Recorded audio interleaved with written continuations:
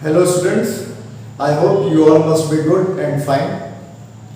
आज जिस टॉपिक को हम पढ़ने जा रहे हैं उसका नाम है effective power of combination of resistances. मतलब पावर वैसे तो हम वर्क अपॉन टाइम से एक्सप्लेन करते हैं, लेकिन अगर दो या दो से ज्यादा रेजिस्टेंसेस को सीरीज और पैरेलल कॉम्बिनेशन में किसी एक ही इलेक्ट्रिक सोर्स से कनेक्ट कर दिया जाए तो कितनी पावर वो सब मिलाकर total power, effective power deliver करेंगे, इस बारे में जानेंगे। ये थ्योरी बहुत ही सिंपल है।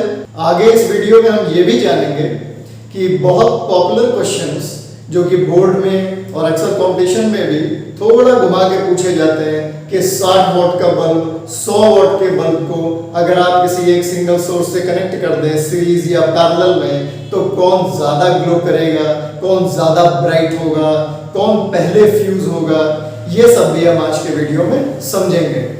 तो चलिए शुरू करते हैं इस टॉपिक को, जो कि effective power of combination of resistances है। एक क्वेश्चन की मदद से इसकी थ्योरी को आगे बढ़ाते हैं। देखिए क्वेश्चन ये हुआ, if R1 resistance delivers power P1 and R2 delivers power P2 when connected to a source of voltage V individually, then what will be the effective power when both are connected in series and in parallel to the same voltage? तो ये question जो कह रहा है वो समझिए कि अगर एक R1 नाम का रेजिस्टेंस किसी V वोल्ट के इलेक्ट्रिक सोर्स से कनेक्ट कर दिया जाए तो वो जो पावर डेवलप करता है वो पावर है P1। इसी तरह से इसी सेम सोर्स से V वोल्टेज के ही सोर्स से अगर हम R2 नाम का एक रेजिस्टेंस कनेक्ट कर दें तो वो जितनी पावर डेवलप करता है उसको नाम दिया जा रहा है P2। तो क्या हो कि अगर हम इन दोनों को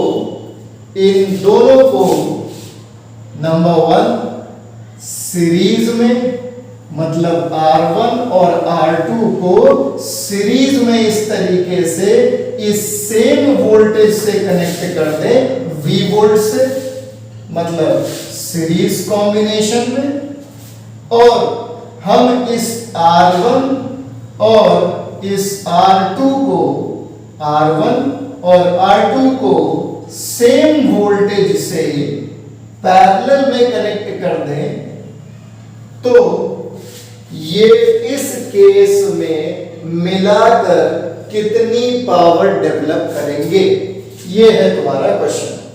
ठीक है, तो देखिए पावर का, इलेक्ट्रिक पावर का फॉर्मूला, 3 फॉर्मूले आपने पढ़े हैं। एक है VI, दूसरा है I²R, तीसरा है V²/R। पावर के ये 3 फॉर्मूले आपने पढ़ रखे हैं, जिसमें V वोल्टेज है, I करंट है, R रेजिस्टेंस है। तो जब मैंने R1 नाम के रेजिस्टेंस को V वोल्टेज का प्रोवाइड किया तो उसने मुझे जो पावर डिलीवर की वो अगर मुझे निकालना हो तो मैं इन तीनों में से इस फॉर्मूले को अगर उठाऊं और इस फॉर्मूले के हिसाब से R1 की पावर P1 निकालना चाहूं तो मैं लिखूंगा V², क्योंकि मैंने V वोल्ट प्रोवाइड किया है, अपॉन R1 क्योंकि इसका रेजिस्टेंस R1 है। सिमिलरली अगर मैं R2 ने कितनी इंडिविजुअल पावर डेवलप की थी जब वो अकेले V वोल्ट से कनेक्टेड था तो मैं कहूंगा V²/R2। अब अगर मैं इन दोनों को सीरीज में कंबाइन कर रहा हूं, पहला पार्ट देखते हैं, जब सीरीज में इनको कंबाइन कर रहा हूं तो टोटल पावर ये कितनी डेवलप करेंगे। तो अब हमें देखना है कि जब सीरीज कॉम्बिनेशन में दोनों रेजिस्टेंसेस सेम वोल्टेज से कनेक्टेड होंगे तो कितनी पावर डेवलप करेंगे। हम एक काम करते हैं कि पहले ये देखते हैं कि जब दोनों रेजिस्टेंसेस सीरीज कॉम्बिनेशन में हैं तो उनका दोनों का कंबाइंड इफेक्टिव रेजिस्टेंस कितना है। तो आप कहेंगे सीरीज कॉम्बिनेशन में जितने भी रेजिस्टेंसेस कनेक्टेड होते हैं उनका अगर इक्विवेलेंट या इफेक्टिव रेजिस्टेंस निकालना है तो बस मेयरली हम उन दोनों को ऐड कर दें, उससे निकल आएगा। अब हम दोनों ने कितनी टोटल पावर यानी इफेक्टिव पावर डेवलप की ये कैलकुलेट करना चाहते हैं तो हम फिर से P का वही फॉर्मूला यूज करें जो हमने इंडिविजुअल पावर कैलकुलेट करने के लिए किया था। तो मैं लिखूंगा effective power developed by both is equal to V square, क्योंकि अभी भी वो V वोल्ट से कनेक्टेड है, अपॉन R इफेक्टिव। जब मैं R इफेक्टिव रखूंगा तो P इफेक्टिव आएगा। और अभी तुमने R इफेक्टिव का वैल्यू क्या निकाला, V स्क्वायर अपॉन वो वैल्यू R इफेक्टिव का इस फॉर्मूले में पुट कर दो। अब मुझको ये बताओ, अभी तुमने जब R1 नाम के रेजिस्टेंस को V वोल्ट पे कनेक्ट किया था तो P1 उसकी इफेक्टिव, P1 उसकी पावर, इंडिविजुअल पावर कितनी आई थी, वो आई थी V स्क्वायर अपॉन R1। अगर इस फॉर्मूले से मैं तुमसे कहूं R1 का वैल्यू निकालो P1 के टर्म में, तो तुम इन दोनों की प्लेसेस को स्विच कर दोगे, R1 इधर ले आओगे, P1 उधर ले जाओगे, तो फॉर्मूला बन जाएगा R1 is equal to V square upon P1। R1 का ये वैल्यू तुम यहां रख सकते हो, V square upon P1, R1 की जगह V square upon P1। Similarly अगर तुम P2 और R2 की पोजीशन को स्विच करो तो यहां से तुमको R2 का वैल्यू मिल जाएगा V square upon P2। R2 का ये वैल्यू तुम इस R2 की जगह यहां पे रख दो। अब V स्क्वायर अपॉन ये जो दोनों के V स्क्वायर है इनको तुम कॉमन ले सकते हो, ब्रैकेट में बच रहा है 1 अपॉन P1 क्योंकि V स्क्वायर तुमने कॉमन ले लिया, प्लस 1 अपॉन P2 क्योंकि इसका भी V स्क्वायर तुमने कॉमन ले लिया। इस पूरे फॉर्मूले में तुम ये V स्क्वायर कैंसिल आउट कर सकते हो। अब तुम्हारा P इफेक्टिव का जो वैल्यू बचा वो ऊपर 1 अपॉन, नीचे ये पूरा टर्म हमारा ब्रैकेट वाला बच रहा है 1 upon P1 plus 1 upon P2। इस फॉर्मूले को तुम इस हिसाब से मैनेज कर सकते हो कि ये पूरा ब्रैकेट वाली चीज को इधर और इस इफेक्टिव वाली चीज को उधर ले आओ। मतलब इस ब्रैकेट के साथ P इफेक्टिव की वैल्यू को अगर तुम स्विच करोगे तो तुम पाओगे 1 upon P effective is equal to इस तरफ वाला part 1 upon P1 plus 1 upon P2। मतलब ये फॉर्मूला डेवलप हुआ तुम्हारा जब दो या उससे ज्यादा रेजिस्टेंसेस को सीरीज में कंबाइन किया जाए तो उनकी इफेक्टिव पावर तुम कैसे कैलकुलेट करोगे, 1 upon P effective is equal to 1 upon P1 plus 1 upon P2। ये P1 P2 उनकी इंडिविजुअल पावर्स हैं और जितने भी रेजिस्टेंसेस तुम कनेक्ट करो उन सब को इसी फॉर्मूले में रखकर, उन सब की पावर को इसी फॉर्मूले में रखे तुम टोटल पावर या इफेक्टिव पावर कैलकुलेट कर सकते हो। अब यहां पे तुम्हारे मन में एक डाउट आएगा और वो डाउट ये होगा कि हमने इफेक्टिव पावर के कैलकुलेशन के लिए, इफेक्टिव पावर के कैलकुलेशन के लिए ये वाला फॉर्मूला ही क्यों यूज किया। हमारे पास पावर के और भी फॉर्मूले हैं, ये फॉर्मूला क्यों नहीं इस्तेमाल किया पावर के कैलकुलेशन के लिए सीरीज कॉम्बिनेशन में। अगर हम इससे कैलकुलेट करें तो वैसा ही रिजल्ट आएगा या कुछ अलग होगा, या क्यों नहीं यूज करेंगे, इस बारे में बात करते हैं।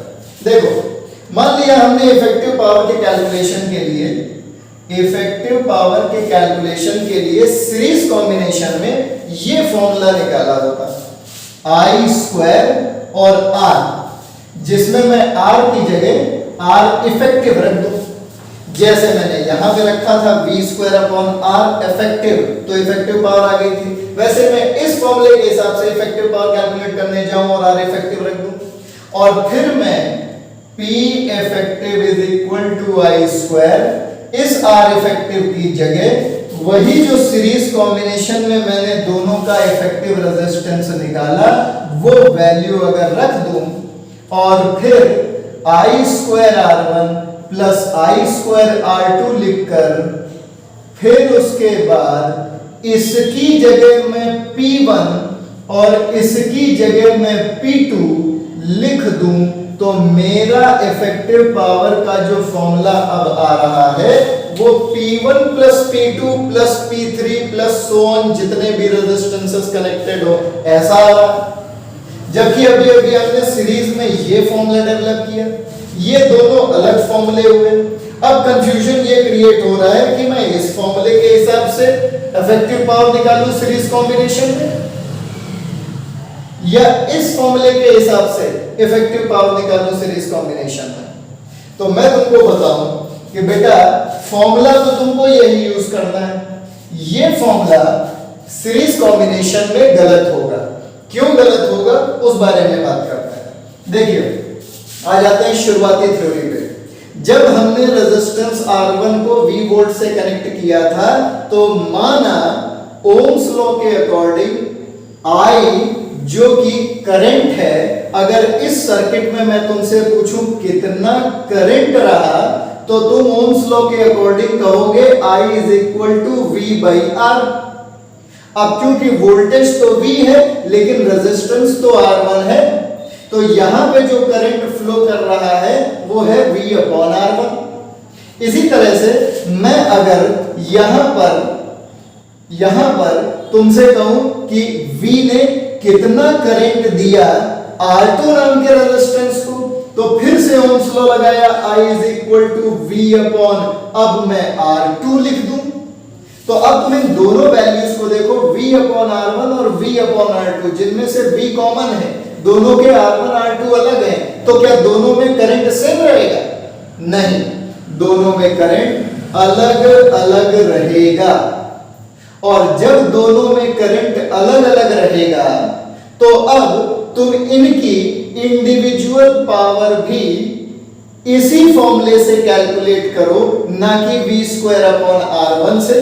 तो जब तुम इनकी इंडिविजुअल पावर यानी कि P1 कैलकुलेट करने जाओगे I स्क्वायर R फॉर्मूला लगाकर, तो तुम वहां पे I स्क्वायर R1 नहीं बल्कि I1 स्क्वायर R1 लिखोगे, क्योंकि इंडिविजुअल केस में जो वैल्यू थी करंट की वो पहले वाले केस में I1 और दूसरे वाले केस में I2 थी। इसी तरह से जब तुम P2 निकालने जाओगे, सेकेंड रेजिस्टेंस ने कितनी पावर डेवलप की इंडिविजुअली, जब वो अकेला कनेक्टेड था, तो तुम लिखोगे I2 स्क्वायर R2, यानी P1 का वैल्यू I1 स्क्वायर R1 है, P2 का वैल्यू I2 स्क्वायर R2 है। अब तुम यहां पर जब I स्क्वायर R1 की जगह P1 और I स्क्वायर R2 की जगह P2 रख दोगे तो गलत हो जाएगा कि नहीं हो जाएगा? फॉर्मूला तो I1 स्क्वायर R1 है, मतलब मैं यहां पे P1 और P2 नहीं रख सकता। दूसरी चीज, जब हमने इसको सीरीज में कंबाइन किया था, अगर हम तब सर्किट में कितना करंट है वो निकालें और उसको I से लिखें और सेम ओम्स लॉ से कैलकुलेट करने जाएं तो I is equal to V upon, अब मैं यहां पर किसी एक का रेजिस्टेंस नहीं बल्कि दोनों का इफेक्टिव रेजिस्टेंस रखूंगा, तभी तो जाके मुझको टोटल करंट मिलेगा। यानी इस सीरीज वाले सर्किट में जो करंट फ्लो कर रहा है वो I is equal to V upon R1 plus R2 है, यानी वो करंट I2 और I1 से भी अलग है।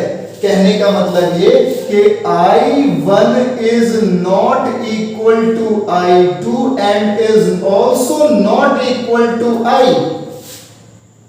तो मैं यहां पर P1 जो लिखा हूं ये गलत लिखा है, ये फॉर्मूला गलत है। I स्क्वायर R1 P1 नहीं है, I स्क्वायर R2 P2 नहीं है, I1 स्क्वायर R1 P1 है और I2 स्क्वायर R2 P2 है। इस वजह से हम ये फॉर्मूला इस्तेमाल नहीं कर सकते। यही फॉर्मूला आपके सीरीज कॉम्बिनेशन के लिए वर्क करेगा।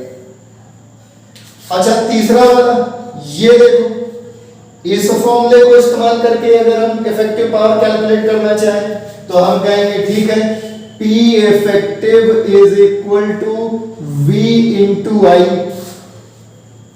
V वोल्टेज है, I टोटल करंट है।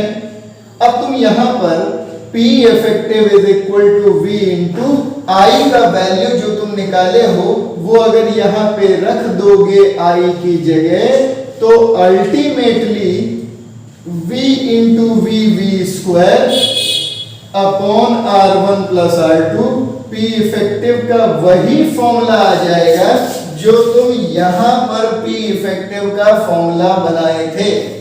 यानी आगे की थ्योरी सेम जाएगी, इससे भी तुम्हें यही वैल्यू मिलेगी P इफेक्टिव की। समझ में आई बात? तो सीरीज कॉम्बिनेशन में रेजिस्टेंसेस को जब सीरीज कंबाइन किए हो तो इफेक्टिव पावर कैसे निकालोगे? 1 upon P effective is equal to 1 upon P1 plus 1 upon P2 plus 1 upon P3, n number of resistances if are connected, तो ये भी n नंबर तक जाएगा। अब देखते हैं कि जब हम इन्हीं दोनों रेजिस्टेंसेस को पैरेलल में कंबाइन किए सेम वोल्टेज के साथ, तब कितनी पावर डेवलप करेंगे। ठीक है, फिर से वही काम कि अगर हमने दोनों को पैरेलल में कनेक्ट किया है तो दोनों का इफेक्टिव रेजिस्टेंस कितना होगा, ये कैलकुलेट करने का फॉर्मूला तो ये रहा। अब अगर हम पावर कैलकुलेट करें इफेक्टिव, तो हम फिर से वही फॉर्मूला उठाएंगे, P is equal to V square upon R। मैं लिखूंगा V square upon R effective parallel combination में, और अब V square upon R effective की जगह अगर मैं यही वैल्यू जो मैंने रेजिस्टेंसेस की निकाली है यहां पे रखना चाहूं, तो मैं कुछ इसको इस तरीके से लिखूंगा कि V स्क्वायर, और इस R इफेक्टिव को अगर मैं 1 अपॉन R इफेक्टिव लिख लूं तो कोई दिक्कत? फिर मैं इस 1 अपॉन R इफेक्टिव की जगह मैं ये 1 अपॉन R इफेक्टिव का जो वैल्यू निकाला हूं इसको यहां पर पुट कर दूं 1 upon R1 plus 1 upon R2, और फिर P इफेक्टिव के कैलकुलेशन में ये V स्क्वायर इन दोनों से मल्टीप्लाई करके लिखूं V square upon R1 plus V square upon R2। तो अब वापस आ जाओ, यहां जब इंडिविजुअली कनेक्ट किया था R1 और R2 को, तो पावर आ रही थी V square upon R1, P1 का वैल्यू था, तो इस V स्क्वायर अपॉन R1 की जगह मैं लिखूं P1 प्लस इस V स्क्वायर अपॉन R2 की जगह मैं क्या लिख सकता हूं? V स्क्वायर अपॉन R2 की जगह मैं लिख सकता हूं P2।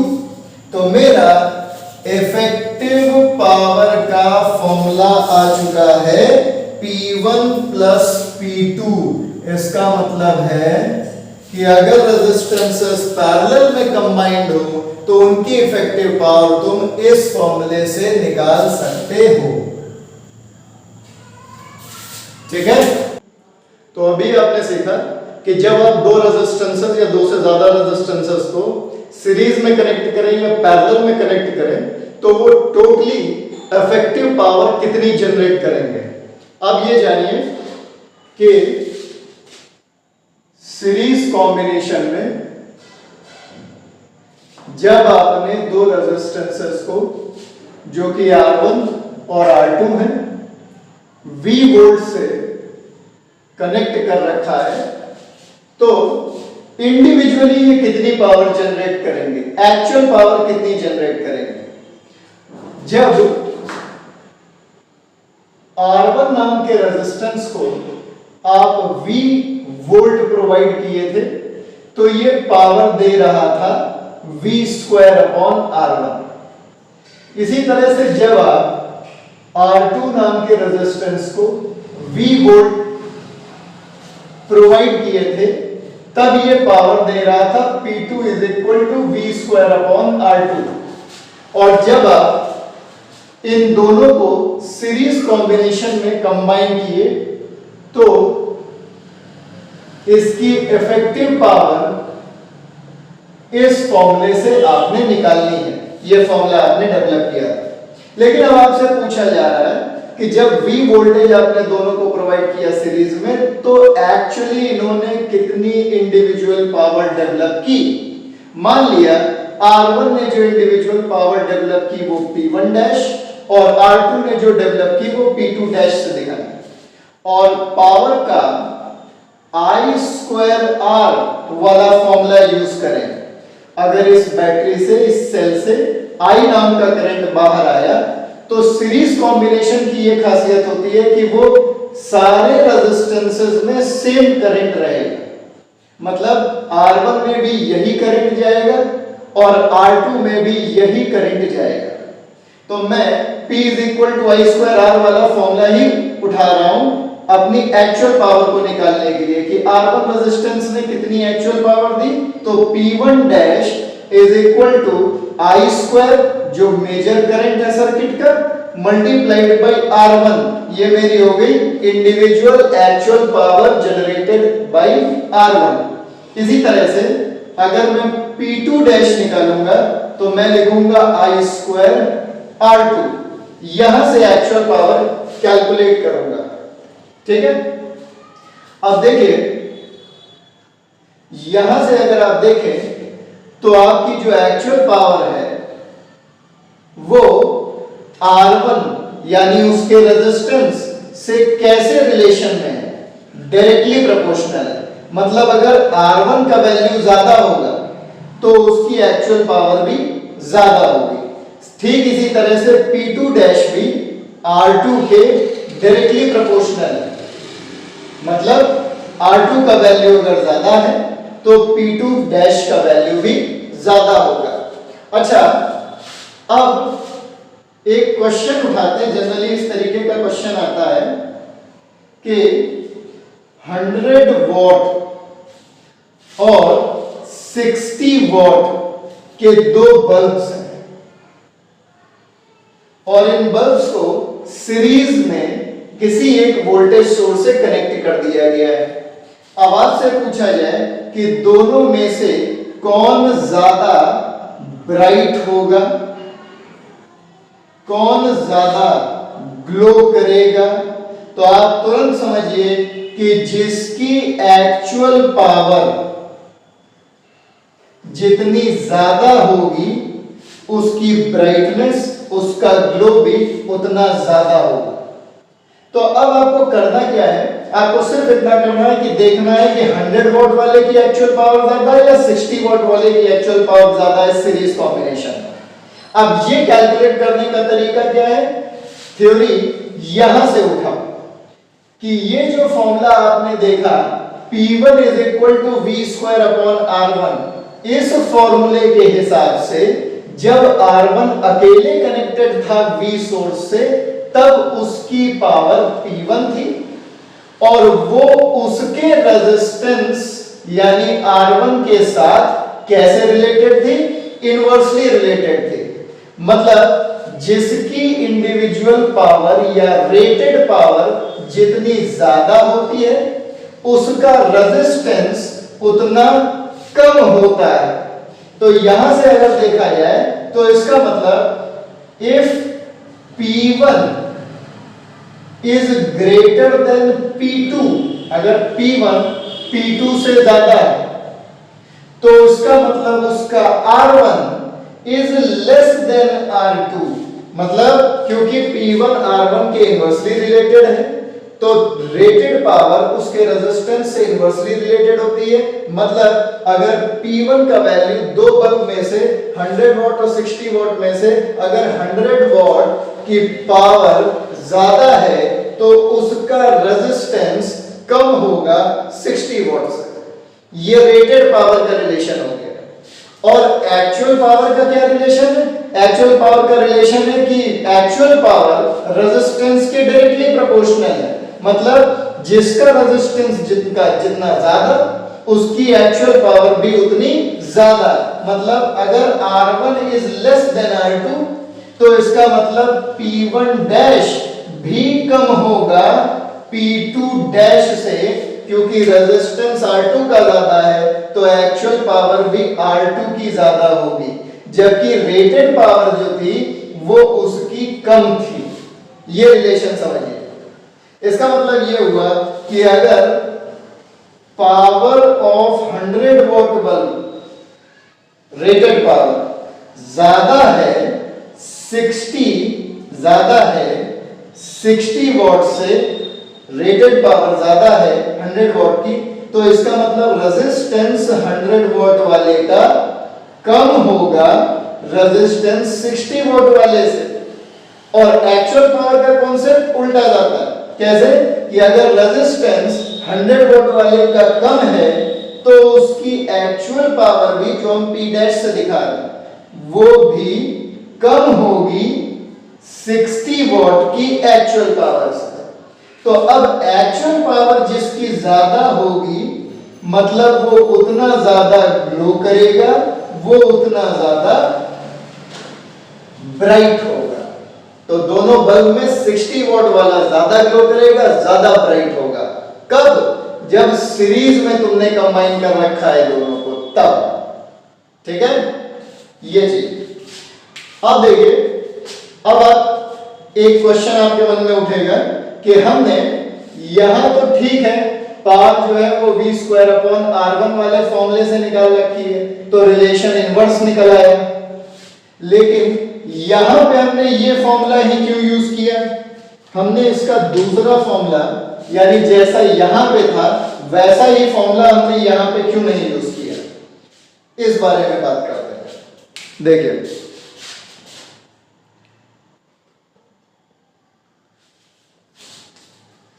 मतलब एक्चुअल पावर निकालने के लिए मैंने V²/R1 क्यों नहीं यूज किया, I²R1 क्यों यूज किया। इसी तरह से P2 डैश यानी इस रेजिस्टेंस की एक्चुअल पावर निकालने के लिए मैंने V²/R2 क्यों नहीं यूज किया आपकी बात। तो वो इसलिए नहीं यूज किया बेटा, क्योंकि जब तुमने दोनों को सीरीज में लगा रखा है, जब तुमने दोनों को यहाँ पे सीरीज में V वोल्ट के साथ लगा रखा है, तो सीरीज में करंट तो सेम रहता है लेकिन जो वोल्टेज है वो डिवाइड हो जाता है। इसका मतलब R1 को जो वोल्टेज मिल रहा है वो V नहीं है, V1 है। और इसी तरह से R2 को जो वोल्टेज मिल रहा है वो भी V नहीं है, वो V2 होगा, कुछ अलग होगा। टोटल वोल्टेज इसी को थोड़ी मिल जाएगा, ये वोल्टेज दोनों में बढ़ जाएगा। और अब जो दोनों का सम होगा V1 प्लस V2 वो टोटल वोल्टेज के बराबर होगा। इसका मतलब ऐसा नहीं है कि मैं ये फॉर्मूला अप्लाई नहीं कर सकता हूं, मैं ये फॉर्मूला अप्लाई कर सकता हूं, लेकिन मैं यहाँ V² नहीं लिख सकता क्योंकि V तो टोटल है, जबकि R1 के पास जो वोल्टेज आया है वो सिर्फ V1 है, उसका कुछ पार्ट आया है। इसी तरह से R2 के पास जो वोल्टेज आया है अगर वो V2 से लिखा जाए तो पावर के ये फॉर्मूले होंगे। और फिर अल्टीमेटली तुमको इस रिलेशन में दो वेरिएबल मिलेंगे, एक तो R1 R2 अलग है ही, दूसरा V1 V2 भी अलग होंगे।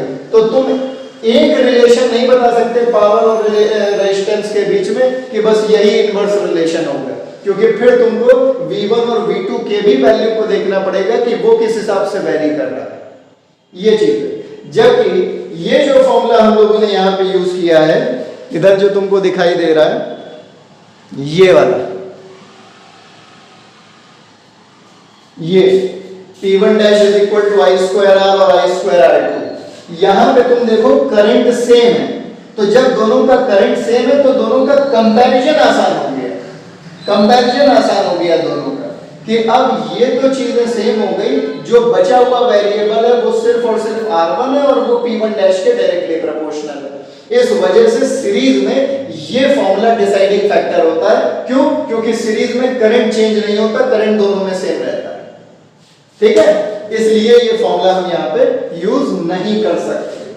तो तुम्हें अगर ये फॉर्मूला यूज करना भी है तो तुमको पहले यहां V1 की जगह ओम्स लॉ से IR और I तो दोनों में सेम जा रहा है, लेकिन रेजिस्टेंस अलग है, उसका वैल्यू रखना पड़ेगा। और जब तुम उसका वैल्यू रखोगे तो अल्टीमेटली नीचे वाला एक R1 ऊपर वाले एक R1 से कट के ये फॉर्मूला I²R1 ही आएगा, जो अल्टीमेटली तुमको यूज करना पड़ेगा। ठीक है, अब एक और चीज देखते हैं।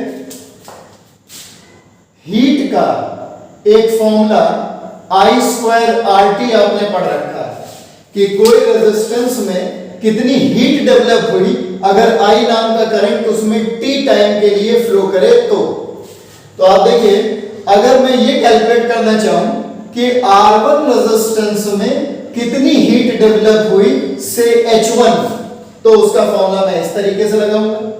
अब आप देखिए ये I²R1 तुम ऑलरेडी किसका फॉर्मूला डेवलप कर चुके हो, एक्चुअल पावर का फॉर्मूला डेवलप कर चुके हो, यानी I²R1 की जगह P1 डैश रख सकता हूं।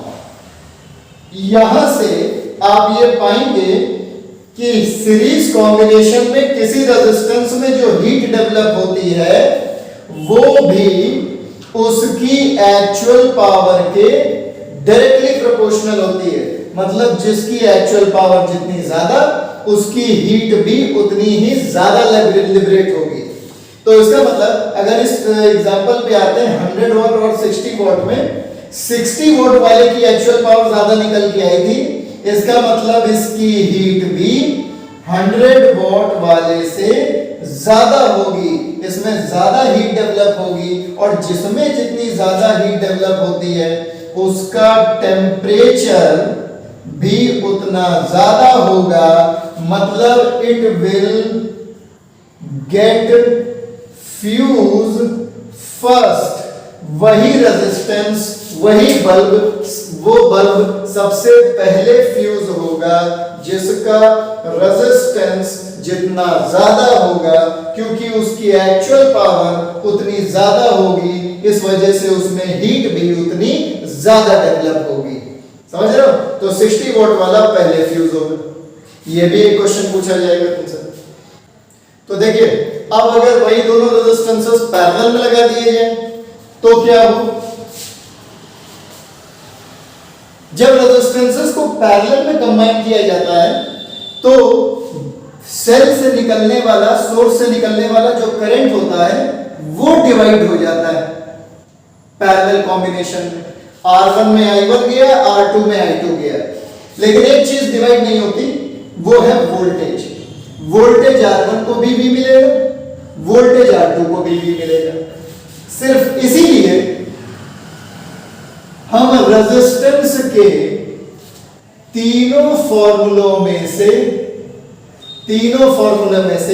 अब की बार ये वाला फॉर्मूला यूज करते हैं कि अगर हमको एक्चुअल पावर निकालनी है R1 रेजिस्टेंस में, तो हम इस फॉर्मूले के अकॉर्डिंग ये निकालेंगे एक्चुअल पावर R1 रेजिस्टेंस में। इसी तरह से हम P2 डैश चाहते हैं, जितनी एक्चुअल पावर R2 में डेवलप हो रही है पैरेलल में रहते हुए, तो हम फॉर्मूला लगाएंगे V²/R2। नहीं तो फिर अगर हम ये फॉर्मूला अप्लाई करना भी चाहते हैं तो हम इसको I²R1 नहीं लिख सकते, बल्कि हमको इसको I1²R1 लिखना पड़ेगा।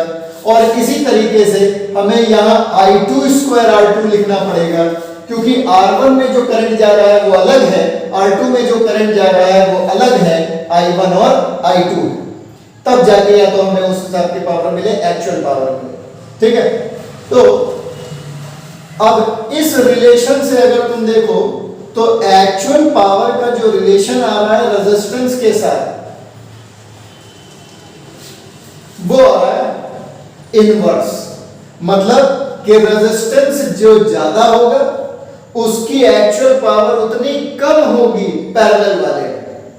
ठीक है, एक तो ये तुम्हें ध्यान रखना है कि मतलब अगर कह दूं कि R1 is greater than R2, तो actual power in R1 will be less then actual power in R2।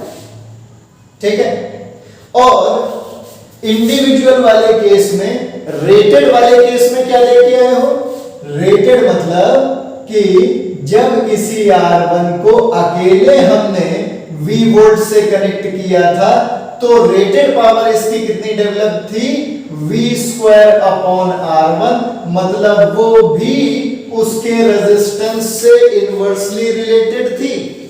मतलब कि वहां भी यही रिलेशन था कि if R1 is greater than R2 then rated power will also be less than second rated power of second resistance, यानी P1 will be less then P2, क्योंकि वहां भी हम यही फॉर्मूला यूज कर रहे थे। जब हम R2 को कनेक्ट किए थे V वोल्टेज से तो भी हमने P2 का जो फॉर्मूला डेवलप किया था वो V² अपॉन R2 था।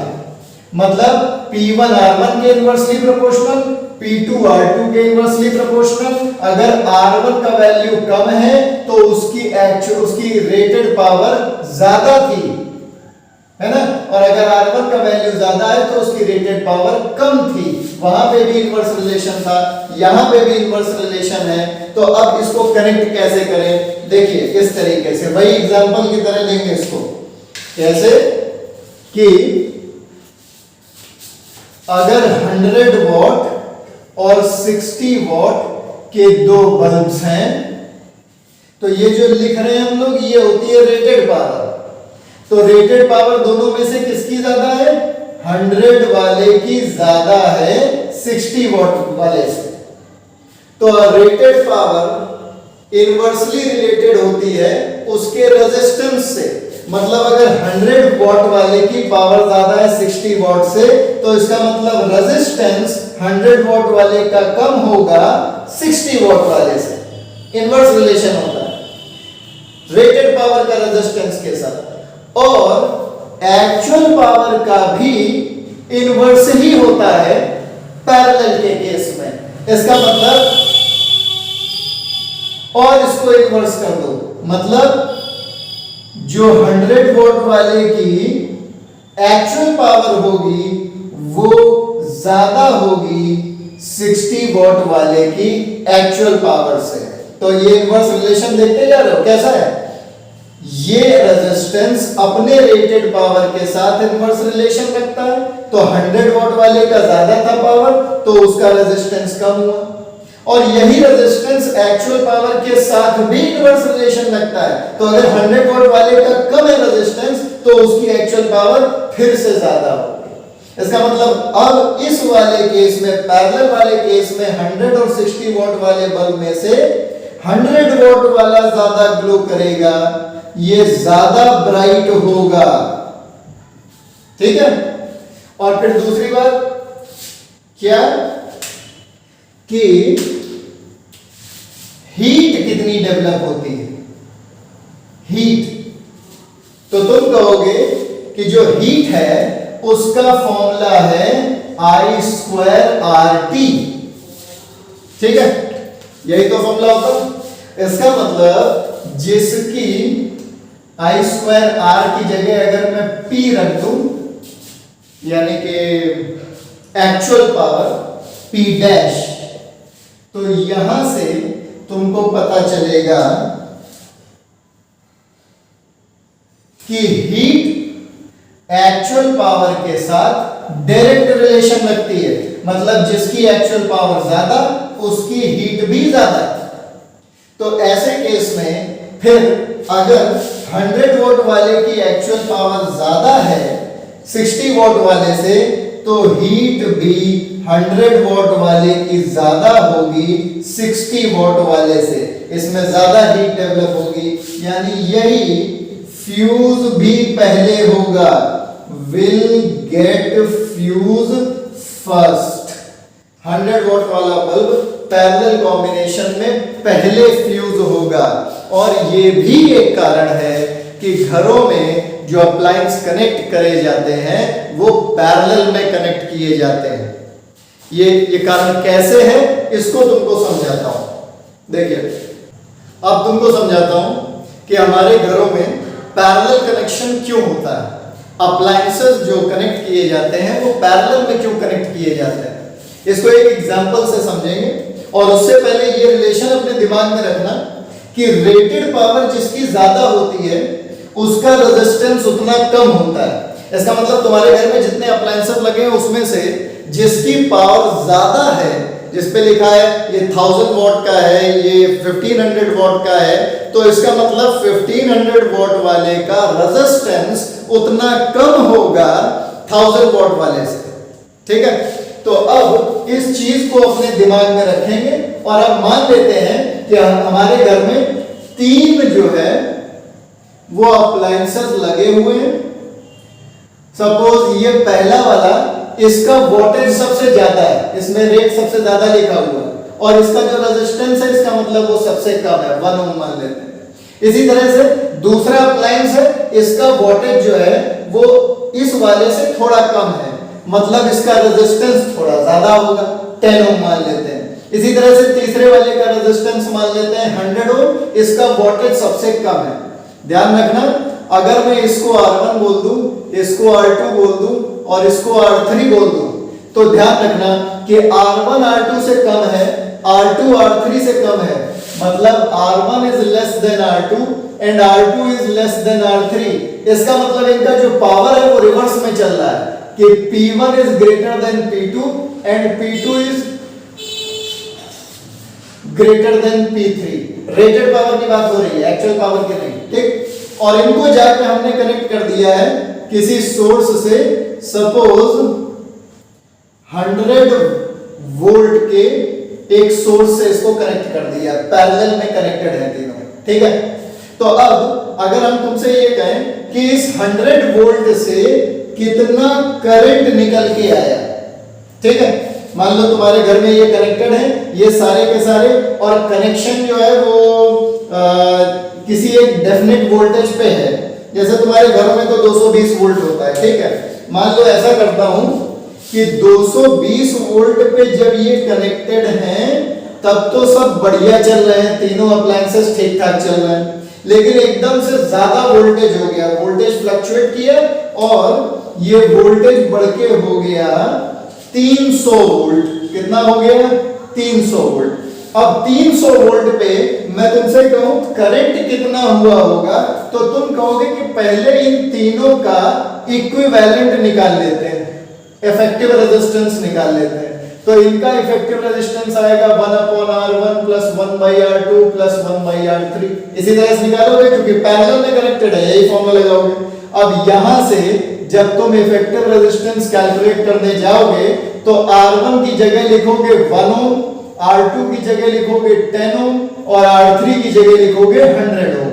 और फिर तीनों का जब तुम एलसीएम लोगे तो ये कुछ इस तरीके से आएगा, यानी R इफेक्टिव का वैल्यू अगर मुझे निकालना है तो सामने वाली क्वांटिटी को भी इस तरीके से पलटना पड़ेगा।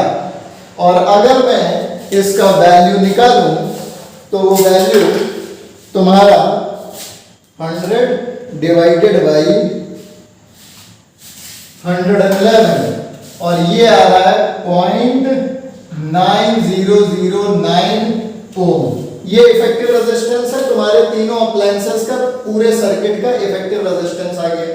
अब मुझे अगर करंट निकालना है 300 वोल्ट पे, ज्यादा वोल्टेज आ गया, डंप हो गया एकदम से, तो 300 वोल्ट पे अगर मुझे करंट चाहिए तो मैं V/R करूंगा, ये ओम्स लॉ लगाऊंगा। अब वोल्टेज है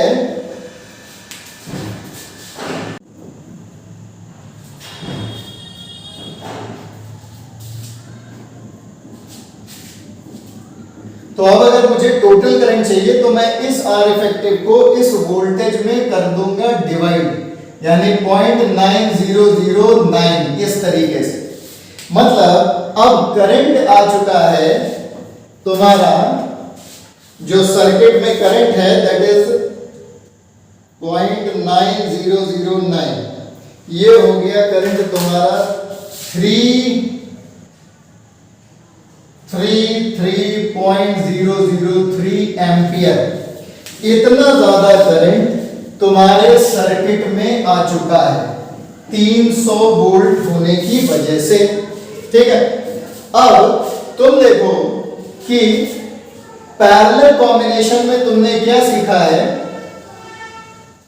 पैरेलल कॉम्बिनेशन में तुमने ये सीखा है कि हीट उसमें ज्यादा डेवलप होगी जिसकी एक्चुअल पावर ज्यादा, और एक्चुअल पावर उसकी ज्यादा होगी जिसका रेजिस्टेंस उतना कम।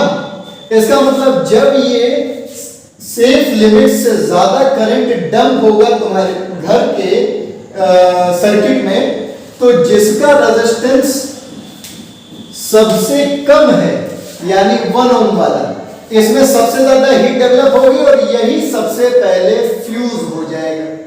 तो जब ये सबसे पहले फ्यूज हो जाएगा तो अब बचेंगे सिर्फ R2 और R3। पहली चीज तो ये कि इसके फ्यूज होने से बाकी अप्लायंसेस के वर्किंग पे कोई फर्क नहीं पड़ेगा, वो दोनों आराम से चलेंगे।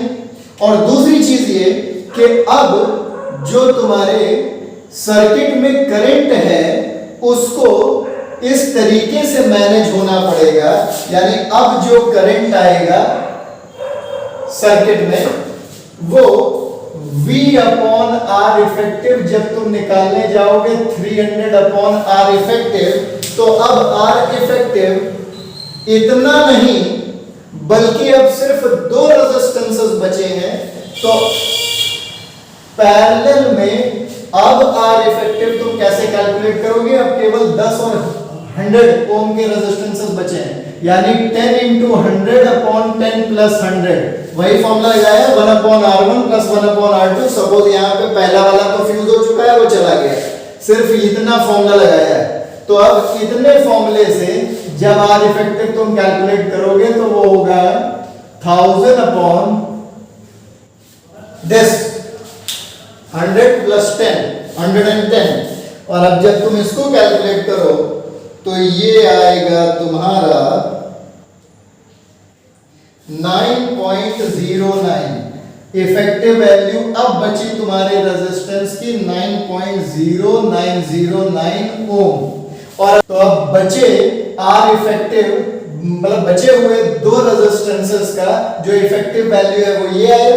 अब अगर मैं करंट निकालने जाऊंगा तो मैं कहूंगा V अपॉन R इफेक्टिव, फिर से निकालूं तो I is equal to voltage तो 300 ही है, 300 ही है, लेकिन R इफेक्टिव का वैल्यू बदल चुका है। क्यों? क्योंकि 1 ओम वाला रेजिस्टेंस फ्यूज हो चुका है। तो अब उसकी वैल्यू है 9.0909। और अब जब तुम I की वैल्यू निकालने जाओगे तो वो I की वैल्यू आएगी 33.00, समथिंग लाइक 33, अप्रोक्सीमेटली 33 एम्पियर। अब जरा देखो, जब तीनों अप्लायंसेस कनेक्टेड थे 300 वोल्ट आ गया था एकदम से, तो करंट की वैल्यू 333 एम्पियर हो गई थी, सेफ लिमिट से बहुत ज्यादा। लेकिन तुरंत ही सबसे कम रेजिस्टेंस में सबसे ज्यादा हीट डेवलप हुई, वो पहले फ्यूज हो गया। जो बाकी के दोनों बचे, अब उनकी वजह से करंट की वैल्यू कम होके 33 हो गई। तो पॉसिबिलिटी है कि अब बाकी के अप्लायंसेस फ्यूज होने से बच सके। इस वजह से ही हम पैरेलल में कनेक्ट करते हैं घर के अप्लायंसेस को। घरों में जो वायरिंग की जाती है वो पैरेलल में की जाती है। ठीक है।